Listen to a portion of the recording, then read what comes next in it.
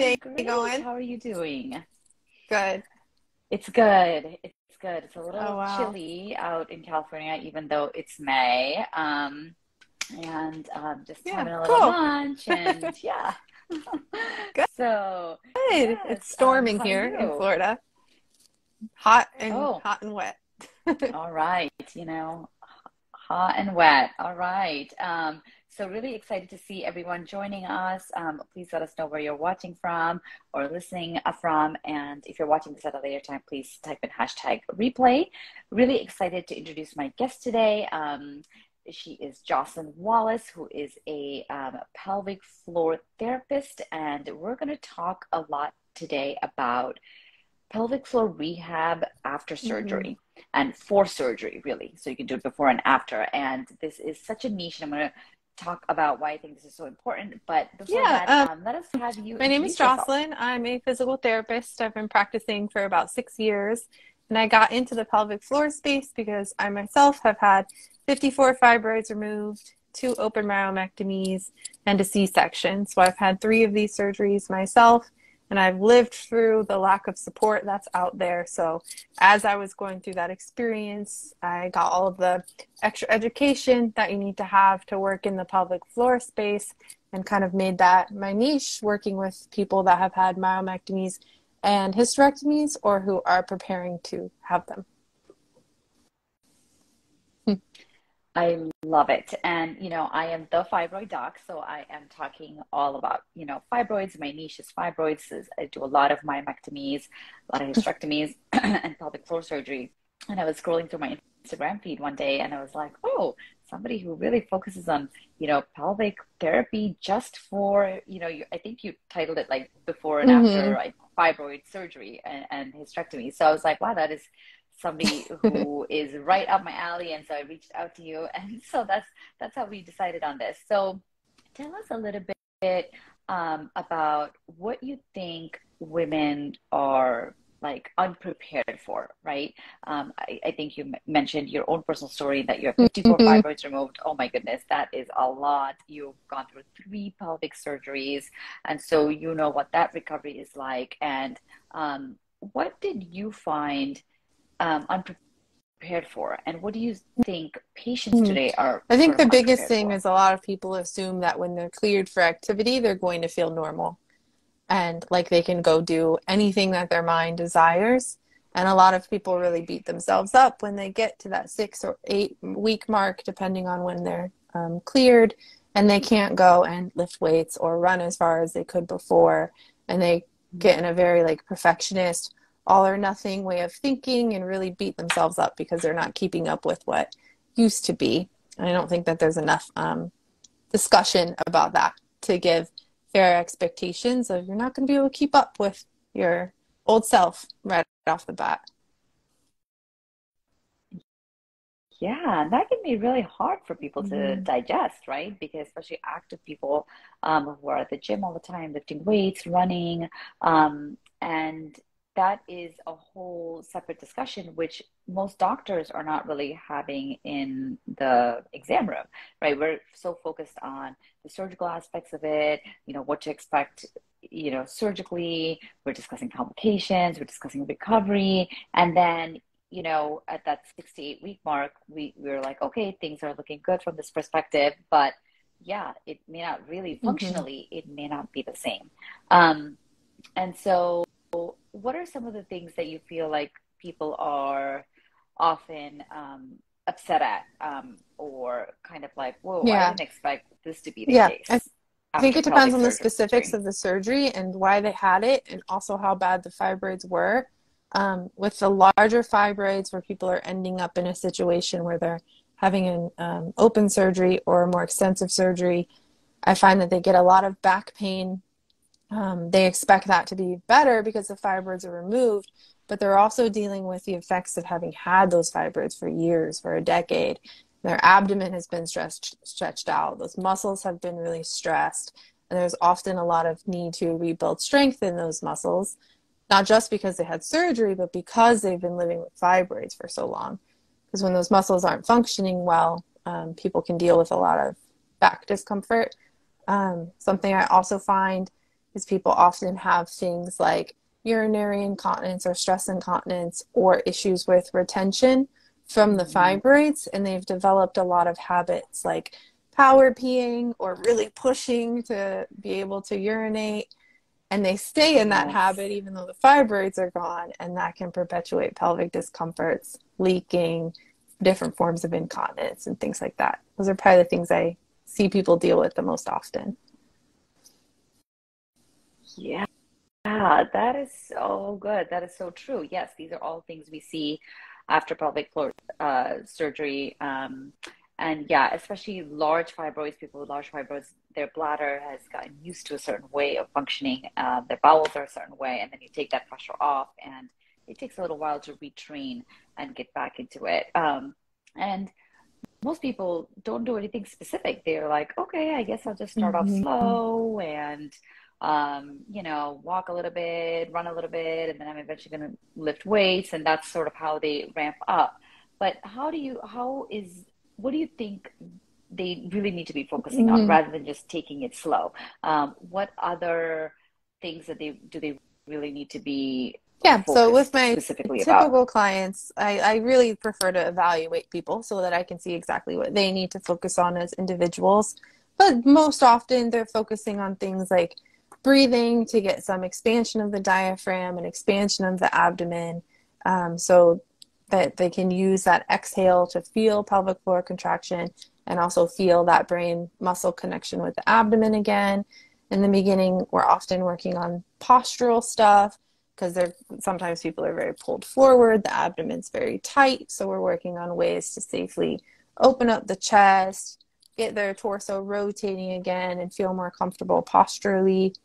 I often work with people by having them do a bladder journal so we can get a sense of their bladder habits and start retraining that, and just be able to talk to them and educate them that it's not normal to have to force your urine out. You shouldn't keep doing that. You should, now that the fibroids are gone, now's your chance to learn better habits and do things more appropriately.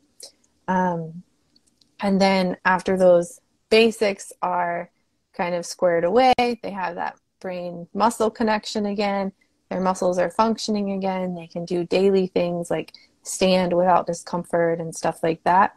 Then starting to gradually re-strengthen the core and the pelvic floor so that it matches the strength of the rest of their body. Versus for many people, they get back to their activities at 6 weeks or 8 weeks, and they just go try stuff, but their leg strength might be here, but their core strength is all the way down here, and their core Hmm. can't keep up with what they're trying to do from a full body perspective, and they end up developing movement compensations or developing discomforts in the gym or in their activities that keep them from being active, and then they pull back and feel nervous about exercising, and then lose all of the benefits from exercising when really they just need to be doing the right stuff, which often means doing easier things at the beginning, um, to work themselves up to being able to Hmm. do the stuff that everybody likes to do. Yeah. I'm so glad you mentioned those things because these are not things that, even as a doctor, these are not things I really have thought about a whole lot before. I think until I got older. And I was like, oh, Yeah. okay, I guess I should really pay a little more attention to posture and breathing. These are not things that I really kind of uh, think about when I think about exercise and health Mm-hmm. and being fit, right? I think the emphasis in popular culture is more like, oh, how much can you run and how many weights can you lift and how many pounds can you deadlift or whatever. But we don't really talk about these more subtle yet arguably more Mm-hmm. important factors that go into maintaining our core strength, our pelvic floor. As a gynecologist, I see women all the time with Mm-hmm. muscle spasms and back pain. And as a fibroid specialist, people always blame them on the fibroids. They're like, oh, I have such bad back pain because of my fibroids. I'm like, well, your fibroid is 5 centimeters. I don't think it's causing your back pain. But we've been through so many years of, feeding Mm-hmm. our babies or whatever. And we've been in awkward positions and we don't lift correctly. And, all of these things Yeah. actually add up and then cause major dysfunction in our core that then radiates through the rest of our body. So I know I've come to a different and deeper appreciation for this kind of work. So I'm so excited that you're doing it. Now, what about surgery? So we talked about, open myomectomy, sort of big pelvic surgeries. What about minimally invasive procedures where we're still removing these large fibroids or big uterus, but we're doing it robotically or laparoscopically, just with a few small incisions? Do you think the utility of this type of recovery work is the same? I think if you had to place it on a spectrum, it's less likely that someone, really needs it. But I think a lot of people do still benefit, often because maybe they've had fibroids for a long time and they've been dealing with large ones, or they've been anemic for a long time and haven't been able to exercise and aren't prepared just from a full body perspective to get back to activity safely because they've been kind of out of the game for a period of time. I have definitely worked with plenty of people that had minimally invasive surgeries, and because of the inflammation or what they were living with before the surgery, they still had core weakness and different dysfunctions that we were able to address from a physical therapy and like movement and safe exercise perspective. But I would say that the people that have the open surgeries is like really, really important that they have physical therapy. With laparoscopic surgery, it's just depends on the person and the extent of the surgery.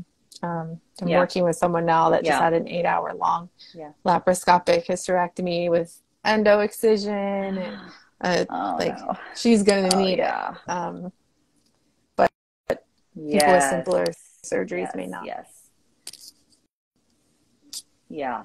But I mean, I think you can argue that even if you didn't have surgery, these are skills that we all should be practicing anyway. And so many of the people that I work with have just been through so much medically. Like they have the back pain and they have shoulder pain and like they've been through so much because of fibroids and other related conditions that lead to these procedures, that they just need help putting all those pieces together and learning how to get out of pain and get active again when they haven't felt safe in their bodies, sometimes for years or decades.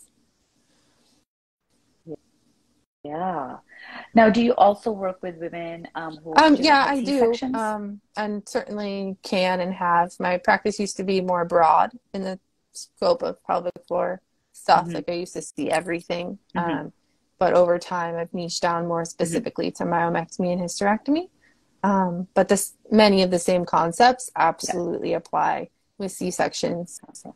That space is really growing in the pelvic floor world, thankfully.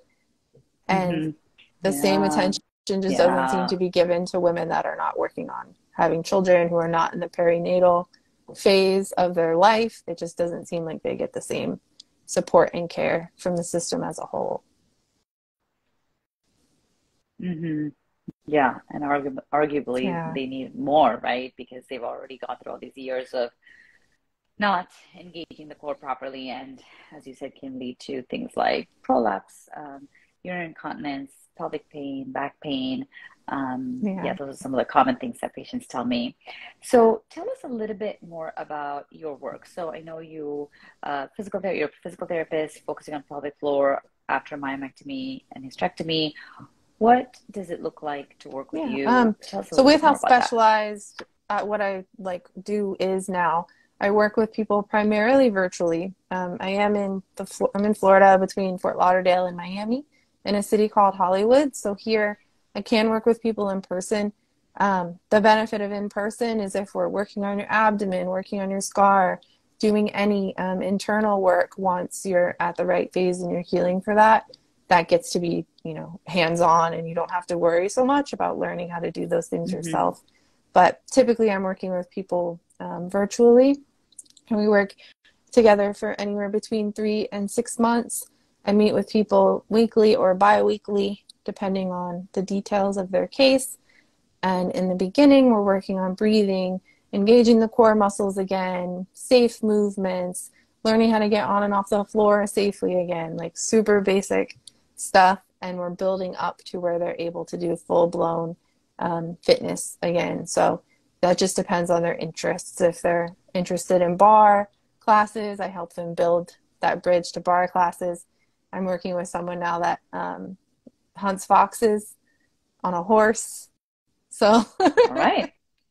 So she has to ride a Wow. horse for quite a while. So we're going to be working on groin strength and making sure that she has that combination of groin and core strength to be able to ride a horse for hours on end and get on and off the horse and stuff. So we work on those very specific details to the person and make sure they're fully like re-strengthened and fully safe to do whatever their thing is again.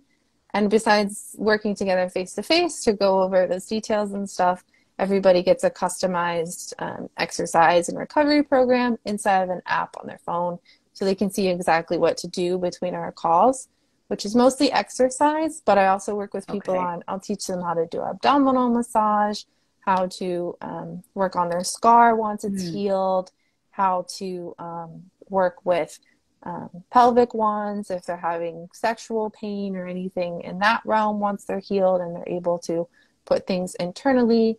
I work with people on bladder stuff, like having them do bladder journals and then making recommendations for how they can address whatever Mm-hmm. symptoms they're having, which for most people ends up with they don't drink water all day and then they're chugging like 60 ounces right Yeah. before bed. That's the Right. most common thing we encounter. Yes. Yes, yes. Now, do you recommend that people start working on some of these things before surgery, Yeah. or is it a combination of before and after? In a perfect What is your world, before recommendation? surgery, that can be cost and time prohibitive.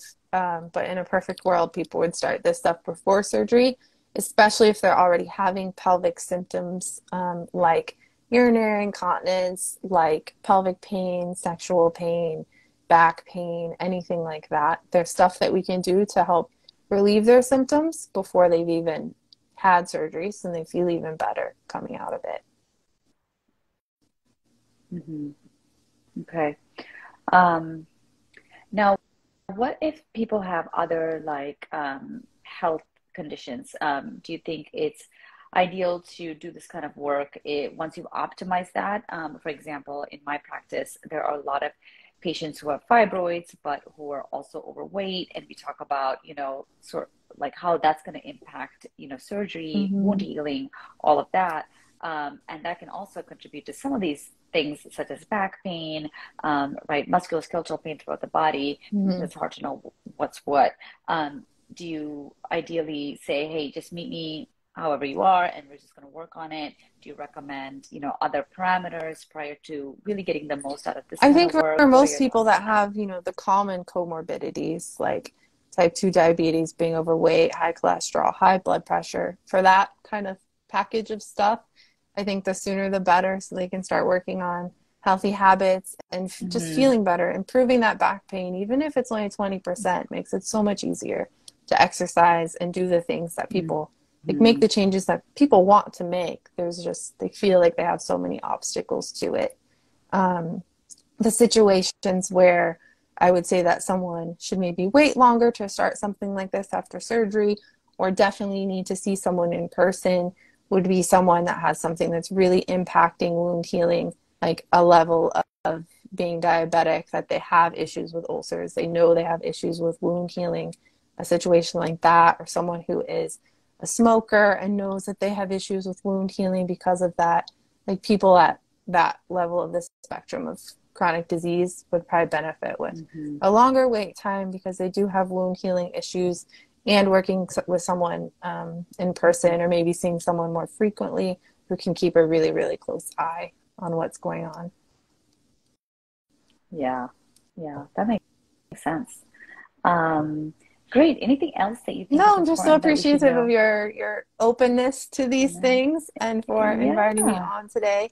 I hear a lot of we're gonna Yes. go live again next week to talk about this stuff, but I hear a lot of not good Yes. stories, a lot of people Yes. that don't even get follow-ups with their surgeons after surgery, a lot Oh, of craziness going on out there. So I love to be able to point people in the direction of quality physicians and quality surgeons.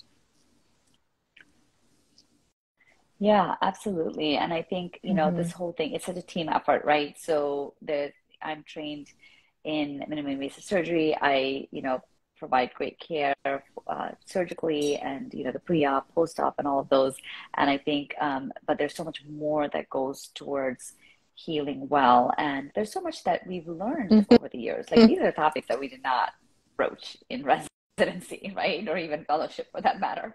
So, our knowledge base is rapidly growing, and I just am really enjoying bringing those kind of perspectives into the exam room and into patient care, because everyone deserves the best care possible, whatever it Yeah. is at that time that we have available. And we have so much available now, so that's great. So tell our viewers how they can Yeah, find so you if I'm they are mostly on interested in working with Instagram. you. You can send me a DM, or the email button there has my correct email. So you can send me an email at any time.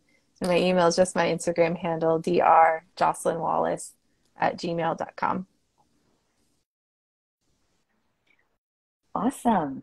Well, thank you so much for spending some time talking to me and our viewers about this very, very important topic. Thank you, everyone, for watching, and join us again next week. We're going to have a conversation Yeah. again around the same time. Okay. So, Sounds good. I'll see you next yeah. week. Have a All great week and a right. good holiday weekend. Great. All right. Bye. Okay. Thank you. You too. Bye.